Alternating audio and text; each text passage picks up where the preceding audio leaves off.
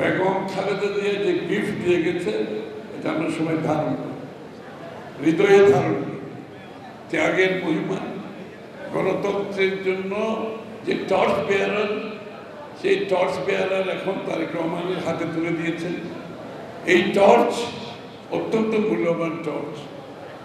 এই মশাল আমরা সকলকে বহন করতে হবে।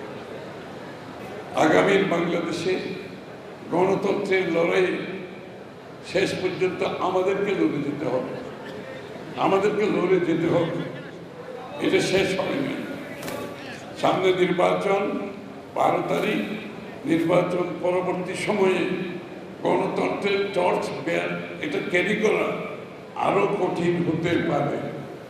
আমরা মনে করছি 12 তারিখ নির্বাচন, তারপর হয়তো বিএনপি ক্ষমতায় আসবে, জীবন সহজ হবে। জীবন সহজ হবে না, জীবন মোটেই সহজ হবে না।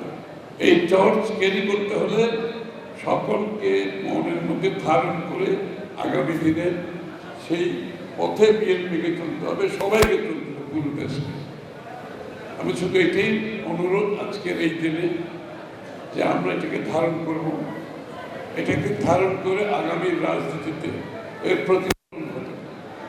উনি যে কত গভীরে গিয়েছেন বাংলাদেশের মানুষের মনে, বিশ্বের মনোজগতে, তার মৃত্যুর পর সেটা আমরা পেয়েছি। এবং বেগম খালেদা জিয়া তার জীবনের পুরো জীবনে তার ত্যাগের মাধ্যমে যে গণতন্ত্রের উত্তরণের দিকে আমাদেরকে নিয়ে গেছে, যে মুক্ত পরিবেশের অবস্থান সৃষ্টি করেছে, তার মৃত্যুর মাধ্যমে কিন্তু দেশকে আরেকটা নতুন দিগন্ত উন্মুক্ত করে গেছে, আরেকটা দিগন্ত উন্মুক্ত করে গেছেন। সেটা হচ্ছে ত্যাগের মাধ্যমে আমরা যেটা পাবো এটাকে রাখার জন্য। এটা যদি আমরা রাখতে পারি, যে গিফট বেগম যে দিয়ে গেছেন তার মৃত্যুর মাধ্যমে, এই গিফট অত্যন্ত প্রেশাস একটা গিফট।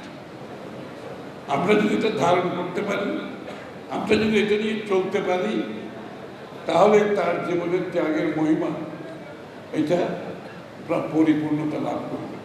আমি কোনো বক্তব্য রাখছি না, যেহেতু আমি তো বলছি অনেক বেশি সময় অতিক্রম করে আপনারা এখানে বসে আছেন। আমি